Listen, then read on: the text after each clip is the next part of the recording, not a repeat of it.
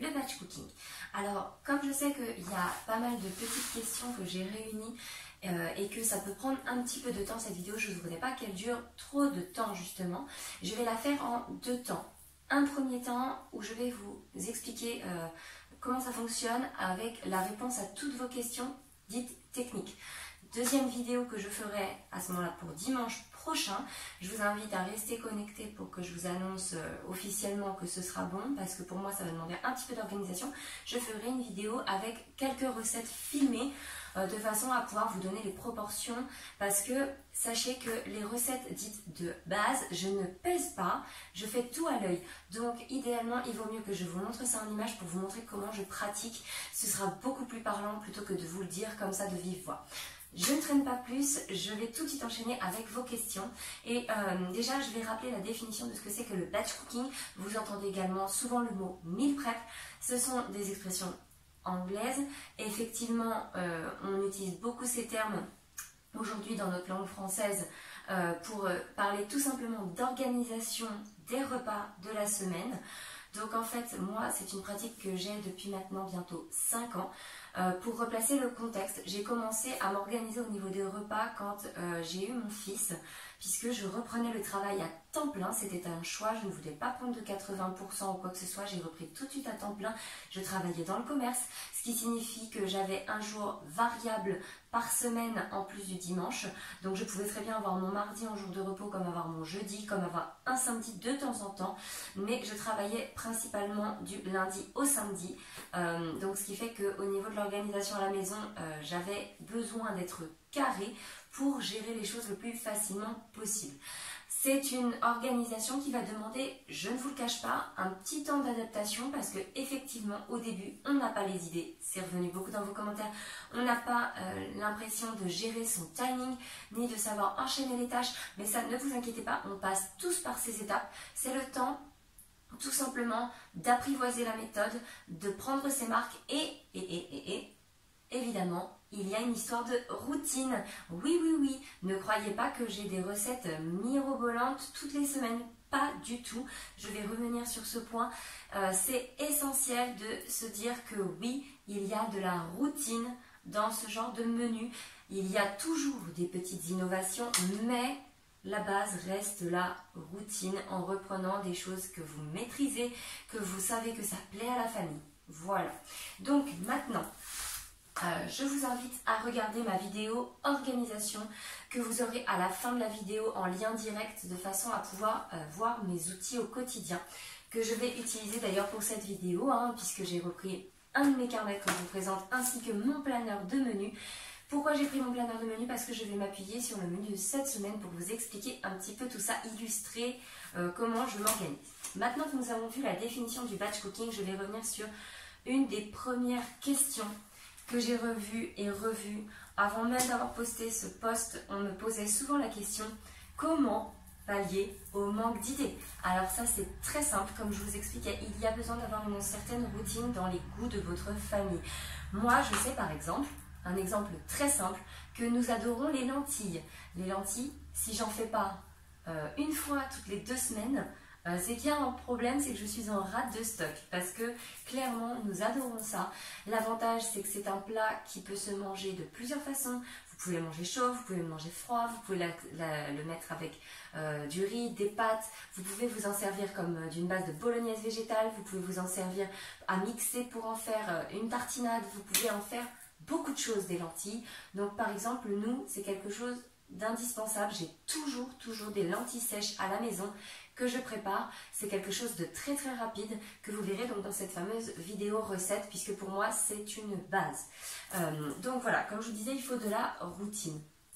Donc clairement, je vais vous donner à titre d'exemple, moi, cette semaine, ce que j'avais mis dans mon menu. On est encore sur une belle saison, donc quelque chose qu'on retrouve toutes les semaines, plusieurs fois par semaine, c'est la salade de tomates, puisque j'ai des tomates dans mon jardin. C'est quelque chose qui plaît normalement à tout le monde. Si vous n'aimez pas les tomates, vous avez forcément une crudité qui vous plaît. Carottes râpées, vous allez forcément aimer, je sais pas moi, la salade verte. Ne serait-ce que la salade verte, c'est quelque chose qu'on devrait tous avoir dans notre frigo tout le temps, parce que ça accommode un plat. Vous faites une tarte chaude, vous avez besoin d'une salade verte à côté, ça fait quelque chose dans l'assiette qui va vous nourrir, qui va vous apporter de l'eau. C'est très très pratique. En tout cas, toujours avoir une base de crudité parce que à mon sens, c'est très pratique. Il n'y a pas besoin de la préparer en amont parce qu'une salade de tomates, voilà, vous la découpez rapidement, ça se sert. Limite, vous pouvez poser les tomates lavées sur la table et chacun la découpe dans son assiette. Très honnêtement, nous, ça nous arrive souvent de faire ça. Il ne faut pas se dire que vous êtes obligé de présenter un plat tout préparé. Attention, le batch cooking ne veut pas dire s'encombrer d'étapes qui ne servent à rien, pas du tout. Moi, mes crudités, à part éventuellement les carottes râpées que je sais qu'il faut les préparer un petit peu avant, mais on n'en fait pas si souvent que ça. Tout ce qui est, je vous dis, salade de tomates, par exemple, ça c'est préparé minutes, quoi, juste avant. Et ça demande, allez, un quart d'heure, grand maximum, si vraiment j'en ai une grosse quantité. Donc, les salades de tomates. Dans ce que j'ai, donc comme je vous disais, les lentilles, voilà, ça c'est un indispensable pour nous. Peut-être que vous n'aimez pas les lentilles, mais est-ce que vous avez déjà pensé à regarder du côté des flageolets? Est-ce que vous avez déjà pensé à regarder du côté des pois chiches? Il y a forcément une légumineuse que vous aimez, et une légumineuse, l'avantage c'est qu'elle va vous apporter de l'énergie, des protéines, et elle va être très rassasiante. C'est un indispensable à mon avis, peu importe comment vous mangez. Autrement, ce que j'ai par exemple cette semaine, j'avais mis, vous voyez, en début de semaine lundi, salade de tomates avec tout simplement une boîte de pois chiches que j'ai ouverte à côté. L'avantage c'est que les pois chiches en DME, arrivés à un certain âge, les enfants peuvent être autonomes pour les manger. J'avais mis une boîte de carottes de palmier, comme ça chacun en mettait dans son assiette s'il aimait. Et j'avais fait des nuggets végé que j'avais acheté chez Lidl, que je vous ai présenté dans mon dernier retour de course. Ça m'a pris mais rien du tout, c'est-à-dire que j'ai enfourné mes nuggets au four. Vous pouvez les faire revenir à la poêle si vous avez envie, peu importe, mais moi je les avais enfournés au four, j'avais rien à faire, juste à les laisser au four le temps qui était indiqué sur le paquet. Et accessoirement, à côté de ça, j'ai servi ma salade de tomates, mes pois chiches, mes quarts de palmier, et chacun a fait son micmac dans son assiette. Le soir, il me restait de la salade de tomates, je l'ai simplement complétée avec du maïs, et à côté, j'avais fait un bête houmous avec ce qui me restait de pois chiches. La boîte avait été entamée le midi, j'ai mixé avec quelques gousailles, etc. Ça, vous avez plein de vidéos recettes en début de ma chaîne. J'en ai sorti toutes mes recettes de houmous, tout ça, vous les avez. Auquel cas, vous les trouvez également sur le blog. N'hésitez pas à regarder, il y a déjà beaucoup de recettes sur la chaîne. Et à côté de ça, monsieur avait fait une pâte à crêpes express et on avait mangé des crêpes en dessert. Crêpes que nous avons retrouvées le lendemain sur notre table de petit déjeuner. Voilà, d'une pierre deux coups. Le lendemain, j'avais fait pour mardi des pois cassés aux carottes, pommes de terre. Donc il faut savoir que j'ai cuisiné lundi soir, c'est-à-dire que j'ai cuisiné de 18h à 21h, sachant que entre temps nous nous sommes posés pour manger et faire le rituel des enfants.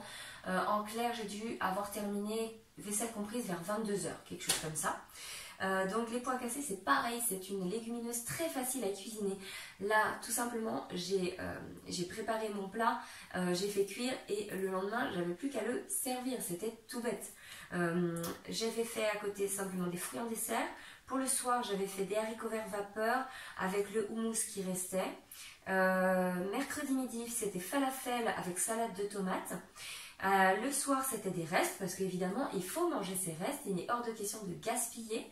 Le jeudi, donc hier, c'était gratin de pommes de terre, brocoli à la crème de chanvre avec du fromage végétal dessus. À côté, j'avais fait tout simplement des fruits. Clairement, c'était amplement suffisant et j'avais mis des tomates à table pour ceux qui avaient envie de manger. Le soir, hier, c'était reste. On a terminé le gratin et on a mangé des haricots verts. Ce midi, ce sera de nouveau des restes puisqu'il me reste quelques haricots verts. Je vais faire une salade composée haricots verts, tomates, maïs avec la fin des falafels. Et pour ce soir, j'avais au congèle une pâte à pizza que j'ai mise à décongeler depuis ce matin. Comme ça, en fin d'après-midi, avant d'aller chercher mon fils, je vais l'étaler, je vais la préparer et ce soir, nous n'aurons plus qu'à la manger, à se mettre à table. Tout sera prêt pendant la sieste d'Edena, tout simplement. Je vais également lancer ma tournée de lentilles pour ce week-end. Puisque il faut savoir que le batch cooking, je vais y revenir après, on ne peut pas cuisiner une semaine entière, c'est pas possible, attention. Donc voilà, pour ce week-end, j'ai prévu des lentilles, j'ai prévu de la salade de riz, des pommes de terre au four et une omelette. Voilà, avec tout ça, je vais composer quelque chose de très simple, des menus qui conviennent à toute ma petite famille. Voilà, donc ça vous donne une idée de comment pallier au manque d'idées, c'est-à-dire qu'il faut de la routine. Accessoirement, à côté de ça, pour s'inspirer évidemment, pour ne pas tout le temps faire la même chose. Je vous invite à évidemment être abonné à des comptes qui peuvent vous inspirer sur Instagram. Il suffit des fois d'une photo pour se dire ah oui tiens si je faisais ça, et avoir toujours un petit carnet sur lequel vous notez vos idées pour la semaine suivante. Pas besoin d'avoir beaucoup, mais avoir au moins 2 ou 3 livres de cuisine, parce que des fois on se retrouve tous à table ensemble, on regarde, ah tiens si on faisait ça, on en discute, ça peut être l'occasion de se retrouver en famille et de discuter, et des fois de lancer tout simplement la session cuisine ensemble. Pour moi voilà, c'est 2 sources d'inspiration qui sont essentielles au quotidien pour après préparer ses menus. Évidemment on ne prépare pas ses menus la veille pour le lendemain, pas du tout. Moi je sais par exemple que je vais au marché le dimanche, donc mon menu je vais déjà y réfléchir dès aujourd'hui, je vais poser sur le papier mes idées et je sais que je vais cuisiner dimanche pendant la sieste des enfants, et je terminerai certainement de cuisiner sereinement après avoir fait mon marché. Peut-être que j'aurai des nouvelles idées.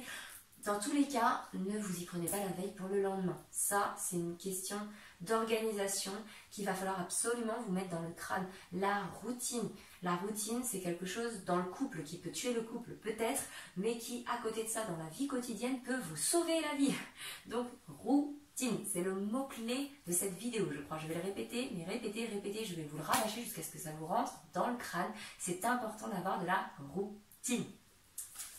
Comment gérer les quantités? Alors ça c'est très compliqué parce que je ne peux pas répondre à votre place. Pourquoi? Parce qu'on a tous des appétits totalement différents. Moi à la maison, j'ai un homme qui mange beaucoup. Niveau budget, clairement, j'ai pas le même budget que n'importe quelle autre famille, tout simplement parce que je vous dis, ça va dépendre de comment vous mangez au niveau de votre appétit. Moi, j'ai un appétit qui a évolué avec les années. Il y a eu un temps où je mangeais pas beaucoup. Depuis que j'ai mes enfants, progressivement, je me suis mise à manger un peu plus. Forcément, c'est très énergivore, les enfants. D'autant plus que j'ai un été d'énade, je dors pas bien. Donc j'ai beaucoup plus faim que fut un temps. J'ai un petit garçon qui a un appétit variable, mais qui mange. On peut dire qu'il a beaucoup de fourchettes quand il a envie de taper dedans. Et j'ai une petite fille qui est en DME, qui mange pas mal pour son âge. Elle a plutôt bon appétit. Donc clairement, j'adapte mes quantités par rapport à ma petite famille. Et ça, je ne peux pas répondre à cette question à votre place. Il va falloir que vous preniez le temps de considérer l'appétit de chacun. Pour pallier au fait de parfois cuisiner trop. Il vaut mieux cuisiner trop que pas assez. Je vais vous dire pourquoi.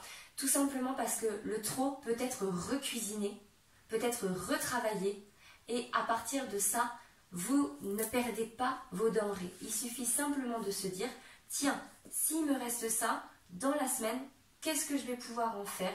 Et auquel cas, recuisiner ce qu'il vous reste. Donc, pour ça, il va falloir que vous ayez d'abord des semaines ratées. Ça, c'est sûr et certain, il va y avoir des ratés pour connaître les quantités, les besoins de votre petite famille. Et c'est pas grave qu'il y ait des ratés. Ce qui compte, comme je vous dis, c'est d'après rebondir sur ce qu'il vous reste pour refaire derrière une recette. Si vous avez un congélateur, c'est encore mieux parce que clairement, dans ces cas-là, si vous n'avez pas le temps de recuisiner, vous congelez tout simplement. Et du coup, c'est vachement pratique. Après, il y a une autre chose à prendre en considération au niveau quantité, c'est combien de repas vous faites à la maison. Parce que je sais qu'il y a beaucoup de gens parmi vous qui ont leurs enfants à la cantine, qui ne mangent pas à la maison le midi, qui n'ont pas besoin d'emmener leur gamelle parce qu'ils ont des cantines de travail, etc. Donc clairement, moi, j'ai tous les repas à fournir à la maison puisque on mange à la maison tous les jours, tous les repas. À part un restaurant de temps en temps ou une invitation de temps en temps, mais on mange à tous les repas à la maison, donc les quantités que moi je cuisine ne sont pas forcément adaptées à votre vie, à vous. Il va falloir réfléchir à tout ça. Moi par exemple, pour vous donner un ordre d'idée, tout à l'heure je vous parlais des lentilles, je vais reprendre cet exemple, je pense que ça va être un petit peu mon fil rouge parce que c'est tellement ma recette phare. Je la fais toute l'année et toute l'année je la cuisine toujours par portion de 500 grammes sèches. Voilà, parce que je sais qu'on va en manger sur 3 repas minimum.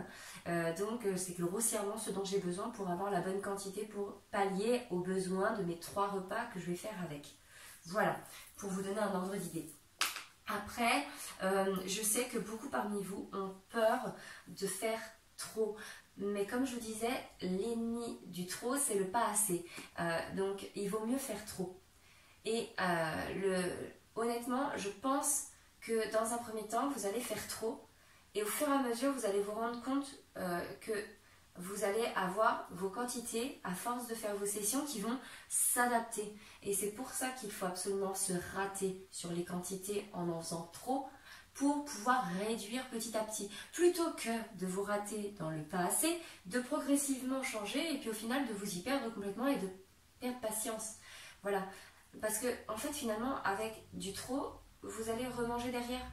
Donc, il y aura une satisfaction dans tous les cas, puisque, clairement, si sur votre menu, vous avez noté des choses et que vous remplacez un repas parce que, ah bah tiens, il me reste ça, donc il vaut mieux que je mange ça, bah, vous êtes gagnant dans l'histoire. Parce que, voilà, vous aurez cuisiné et vous aurez des restes. Et les restes, bah c'est bon. Il suffit juste de les retravailler un petit peu, ça ne demande pas grand-chose. Je vous dis, une session de lentilles, si vous avez du trop, bah le lendemain, ça fait une super salade. Ou alors, vous allez la mixer pour en faire une tartinade pour l'apéro. Vous allez pouvoir en faire des steaks végétaux. Vous allez mettre une sauce tomate dedans et vous allez en faire une super bolognaise à faire avec des spaghettis. Vous allez, vos lentilles, vous allez pouvoir les écraser, en faire des boulettes et vous allez pouvoir vous faire des super boulettes végétales. Enfin, vraiment, clairement, vous n'allez jamais perdre si derrière, vous acceptez le fait de devoir retravailler la matière. C'est juste ça. Autre solution, et là j'en viens au temps de conservation, c'est que vous allez avoir plusieurs solutions pour conserver votre repas. La première solution, la plus simple, c'est de tout simplement mettre dans des boîtes et mettre au frigo. Voilà. Donc, pour ça, il y a quelques trucs à connaître. Par exemple, les lentilles, je reviens à mes lentilles, vous allez pouvoir les conserver sur 4 jours sans difficulté en tupperware.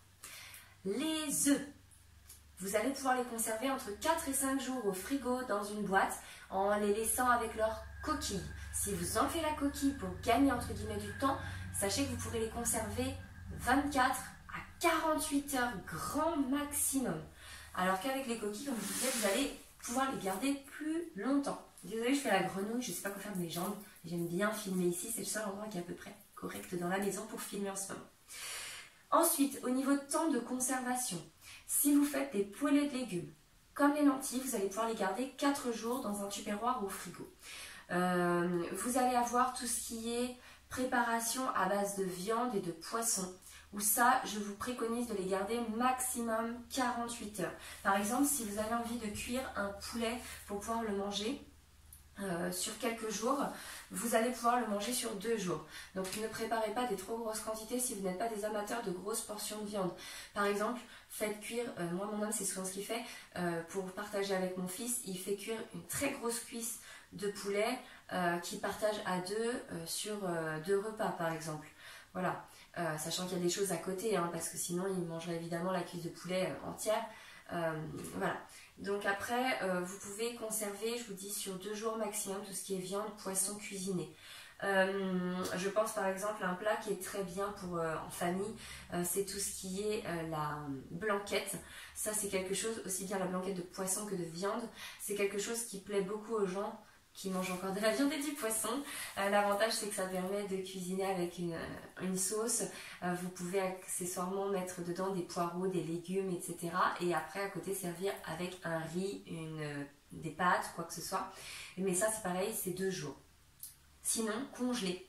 Voilà, si vous avez un congélateur, vous congelez. Si vous vous dites que tiens, je fais ma session meal prep, je sais que ce sera pour à la fin de la semaine, et bien à ce moment-là, vous congelez et le jour où vous allez envisager de manger par exemple pour votre dîner ce plat, vous sortez le matin votre plat, il va décongeler tranquillou toute la journée et le soir, vous n'aurez plus qu'à faire réchauffer. Voilà, pour la conservation. Au niveau conservation, moi, mon petit truc en plus, que j'aime beaucoup parce que j'ai la chance d'avoir un cellier, c'est tout simplement que quand je cuisine des plats en grosse quantité et que je sais que je vais les préparer en amont pour à la fin de la semaine, je les fais en fait cuisiner. Quand ils sont bien chauds, je prends un bocal dans lequel je mets de l'eau bouillante, environ 1/3 du bocal, je ferme avec le couvercle, j'attends que le bocal soit bien ébouillanté, je vide l'eau, je remplace l'eau par ma nourriture jusqu'à ras-bord du bocal, je ferme très vite pendant que c'est bien brûlant et je mets la tête en bas. Je laisse mon bocal refroidir et ça fait une mise sous vide.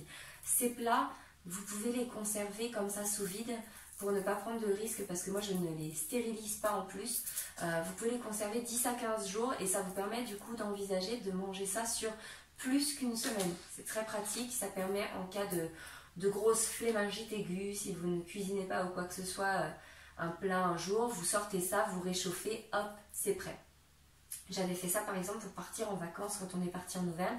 J'avais cuisiné un petit plat à base de courgettes, tomates, aubergines que j'avais un petit peu mixé pour faire comme une sauce dans laquelle j'avais ensuite mélangé des protéines de soja et j'avais servi ça avec du riz sur place. C'était très pratique, ça nous avait fait une soirée et le lendemain il en restait un petit peu. Honnêtement, c'était vraiment très très pratique. J'avais fait ça également avec mes poêlées de courgettes. Comme ça me permet de cuisiner mes poêlées de courgettes et d'être sûr de ne pas les perdre.